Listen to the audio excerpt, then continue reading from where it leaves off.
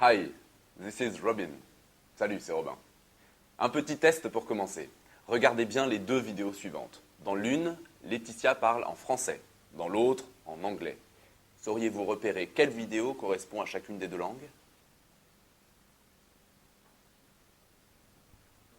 Pas facile, hein? Et pourtant, des bébés d'à peine 4 mois sont capables de distinguer les deux langues grâce au seul mouvement des lèvres. C'est ce qu'a révélé une étude canadienne. Les bouts de chou placés devant une telle vidéo avec le son coupé réagissent tout de suite quand la personne bascule d'une langue à l'autre. Étonnant, non? Faut croire qu'on perd certaines capacités en vieillissant. Ha ha ha, très drôle. Revenons à des choses plus sérieuses. Tiens, voilà un projet de chaussures intelligentes qui a attiré notre attention. Oui, vous avez bien entendu, des chaussures intelligentes. On leur donne une adresse et elles sont capables de nous guider sur un sentier virtuel jusqu'à destination. Le principe repose sur l'observation suivante. Quand nous marchons sur un vrai sentier creusé dans la terre, ce sont nos pieds qui nous guident. En effet, si l'un d'entre eux sort un peu du sentier en s'appuyant sur le bord, le corps repère ce déséquilibre et corrige sa trajectoire pour revenir au centre du chemin. Eh bien, l'Allemand Martin Frey a eu l'idée d'intégrer dans les semelles de ses chaussures un système électromécanique qui simule ce déséquilibre. Il suffit alors de connecter ces drôles de baskets à un ordinateur. Celui-ci génère un sentier virtuel à partir de données GPS et le tour est joué. Et elles sont design en plus. Bon, ce n'est pas la peine d'essayer de trouver le même modèle en magasin, ce n'est pour l'instant qu'un prototype pas tout à fait au point. Mais on compte sur toi, Martine. Dès qu'elles sont au point, tes grolles du futur, tu nous préviens. En attendant, au rayon SF, voilà une autre invention très spéciale. Le genre de truc qu'on ne voit normalement qu'au cinéma.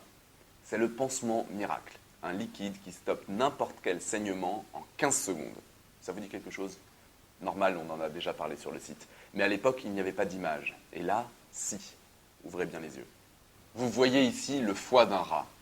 Un foie endommagé, dont le sang s'échappe à gros bouillon. Si on n'arrête pas l'hémorragie, la pauvre bête n'a aucune chance de s'en sortir.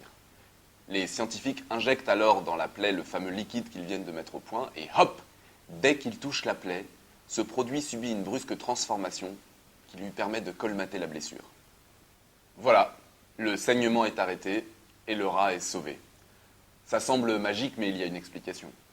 Tout repose sur la structure de ce pansement miracle. Il est composé d'énormes quantités de molécules en forme de peigne.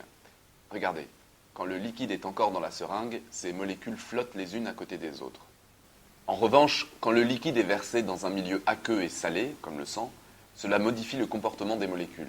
Elles s'assemblent alors. Résultat, ces molécules accrochées les unes aux autres forment tout un tas de petits sparadraps capables de colmater n'importe quelle coupure. Voilà, le liquide qui contenait les molécules peigne est ensuite épongé par les médecins et le rat peut continuer à vivre sa vie. Vraiment sidérant. Bon, maintenant, il faut tester ça sur l'homme, puis fabriquer un médicament fonctionnant sur ce principe. D'après les chercheurs américains du MIT qui ont mis au point le pansement miracle, ça prendra entre 3 et 5 ans. Vous imaginez, Sbron, la révolution que ça peut être dans les hôpitaux juste après un accident? Hein, Sbron, ça peut être intéressant, non? Oui, Robin, c'est impressionnant. Mais Sbron, qu'est-ce qui vous arrive? Bah, rien, je me suis à nouveau morpho-transformé. Ça vous plaît pas? Bah, c'est moins bien, vraiment. Non, franchement, c'est moins bien. Je pense que vous ferez mieux de revenir en arrière. Bof, si ça peut vous faire plaisir. Bon, bah, en attendant, une petite info de dernière minute. Regardez. Il s'agit d'une nouveauté de chez Microsoft qui sera commercialisée très prochainement. Vous l'avez compris, il s'agit d'un super écran tactile. Et il est bien plus puissant que les modèles classiques sur lesquels il faut appuyer avec un seul doigt à la fois. Avec ce nouvel écran, on peut utiliser tous ses doigts en même temps. Cette machine est en effet équipée d'un logiciel qui traduit le mouvement des doigts sur l'écran en autant de transformations de l'image. Comme par exemple agrandir une photo. Marrant, non? Nicolas, notre spécialiste des nouveautés techno, nous dira bientôt ce qu'il pense de cette innovation dans un prochain article sur le site. Vous êtes 13, bon? Aïe! Alors, de quoi je voulais vous parler, moi? Ah oui, de deux gros cailloux, Cérès et Vesta. Il s'agit des deux plus gros astéroïdes du système solaire. Ils sont en orbite autour du Soleil, à plus de 350 millions de kilomètres de nous. Et si je vous parle de ces deux énormes astéroïdes, c'est parce que les scientifiques s'intéressent à eux. En fait, une mission spatiale va être lancée à la fin du mois pour les étudier de plus près. La mission Dawn, c'est son nom, va durer plusieurs années.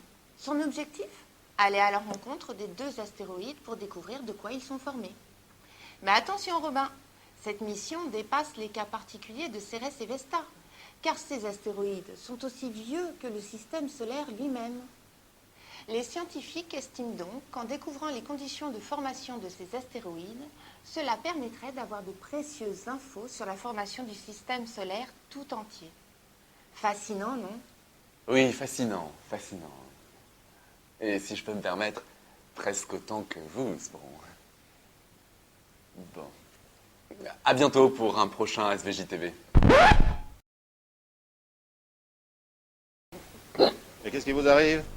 Ben, je crois que j'ai été viré. Ça va s'arranger. Allez, à la bonne vôtre.